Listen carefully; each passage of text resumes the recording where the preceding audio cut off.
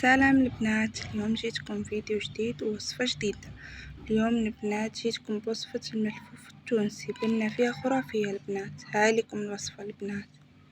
هنا البنات عندي 4 كيسان سميد، لازم يكون سميد رطب البنات. هاوليكم الكاس الثاني، نضيف الكاس الثالث، الكاس الرابع، ونضيف هنا البنات كأس فرينة. هنا عندي كاس أم وليد، نضيف فيه كاس فرينة، وعندنا 2 ملاعق صغيرة ملح. نخلط النواشف مع بعض، نلمها بالماء.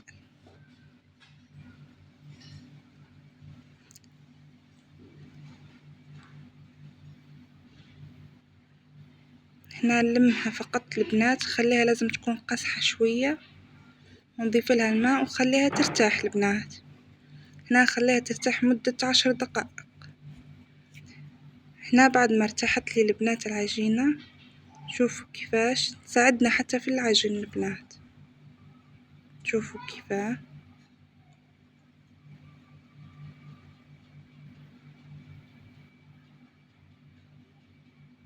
هنا البنات نعجنو ونضيفوا الماء بشوي.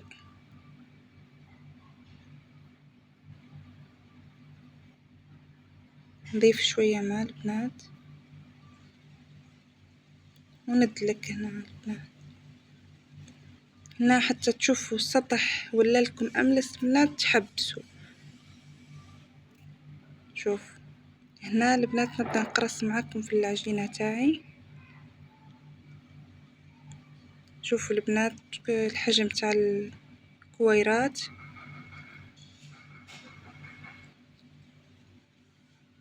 هنا بعد ما كملت قرصت العجينة تاعي البنات، خليها ترتاح مدة 5 دقائق ونرجع لكم.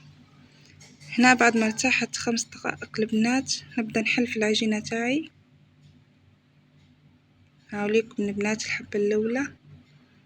هنا كل ما نطيب حبة البنات نحطها تحت في كيس ولا في. هاوليكم بعد ما طابت البنات، شوفوا شحال من حبة جتني. هنا عندي بطاطا مقلية، عندي صوص طماطم، عندي ثوم، عندي كاشير، عندي فوماج. هنا ندير معكم حبة البنات باش تشوفوا كل وحدة واش تحب الحشو البنات. هنا ضفت شوي صوص طماطم، نضيف شوي بطاطا مقلية، نضيف شوي كاشير، نضيف لها شوي طول،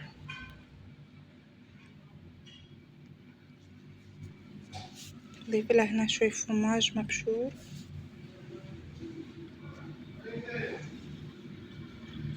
ونضيف لها شوي مايونيز.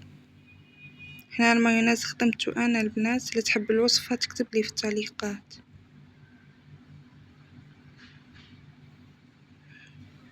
هنا نلف العجينة تاعي كيما التاكوس البنات.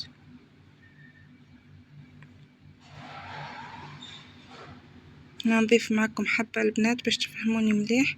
نديرلها شوي صوص طماطم،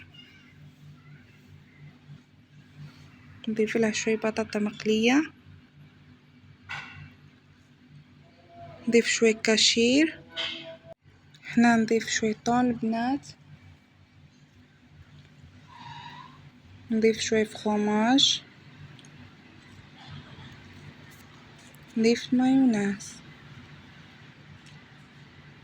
هنا نحط الحبات تاعي تتحمر على الوجه الاول البنات. عليكم الحبة الاولى، الحبة الثانية. هنا بعد ما تحمرت لي البنات على الوجه الاول، قلبت على الوجه الثاني. هنا عليكم بعد ما كملت البنات،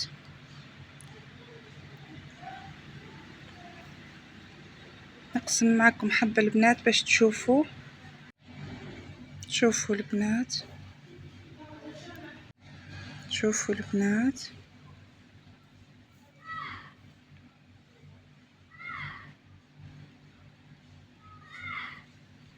شوفوا الحشو البنات بالصحة والراحة.